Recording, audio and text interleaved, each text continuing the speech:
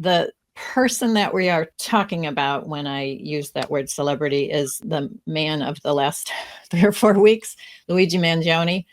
You all have heard of him. He's the person who allegedly shot the CEO of United Healthcare, Brian Thompson.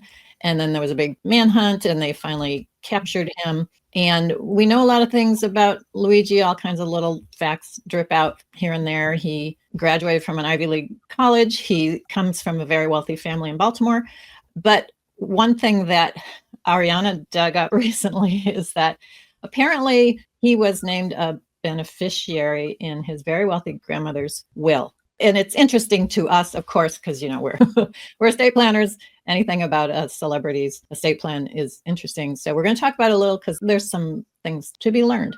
Jessica, tell us a little bit about this supposed will. Yes. So the grandmother, Mary, died in 2023, and she was the matriarch of a large family. She had 10 children and 37 grandchildren, including Luigi. She was a Baltimore area millionaire. And we haven't actually seen a copy of this will or trust, but it allegedly says that the grandchildren and children could inherit as long as they had not been charged, indicted, convicted, or pled guilty to a felony. Which is possibly problematic for our friends. Celebrity. Yeah. But Jessica, you said we haven't actually seen a copy of a will or trust. Ariana, what do you know about this? Yeah, so allegedly, from what hypothetically speaking, what we do have is language from this alleged will that expresses the Mary's intent and her wish. And so whenever you see the words wish or I hope, that kind of leads to this legal term called precatory language in a will, which is different than an express term, which is legally binding. Right. Okay. I just want to be really clear that we're just kind of repeating what Fox News has been saying, and we haven't seen the will. We don't know. As far as we've been able to tell, or at least I've been able to tell, nobody else has come forward and said, oh yeah, I have a copy of it too. In California, we would be able to find that if we went to the courthouse and requested it, but we don't know. This is what Baltimore. So Maryland, we don't know what their practice is.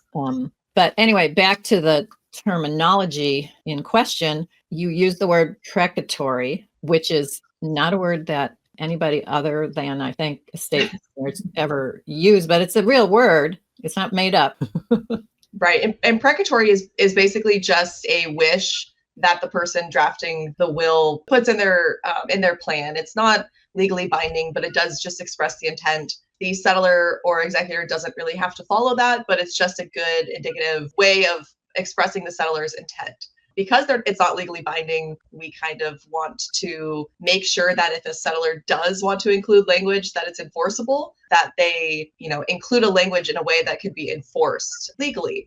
So I think this is good practice for us and other estate planners and other clients who do have wishes to make sure that they, avoid precatory language if they really do want to enforce something. So, are there any ideas or ways to avoid or to enforce a client's wealth and values? This one where there's the use of a disqualifying clause, here the grandmother was saying that a beneficiary would be disqualified if they had committed a felony, or that it was her wish that was the case. When using these sorts of clauses, the provision could have been much clearer if her intent was truly that the beneficiary be excluded. It could have just said a beneficiary who has been charged, indicted, pled guilty to a felony is excluded. And in that way, it would be enforceable. Thank you for joining us today for another episode of Absolute Trust Talk Live. If you enjoyed listening in, then don't forget to subscribe. You can find us on Apple Podcasts or wherever you may listen by searching Absolute Trust Talk. While you're there, we would also love for you to leave us a review. And then why not share your favorite episodes with family, friends, or colleagues too? You can find all of our shows and corresponding show notes by visiting absolutetrustcounsel.com. You'll also find a variety of other free resources, including our ebooks, videos, blogs, presentations, and more. If you need help with your estate planning or administration, we also offer a free discovery call to help get the process started. You can find more information on booking your session by visiting absolutetrustcounsel.com/scheduling.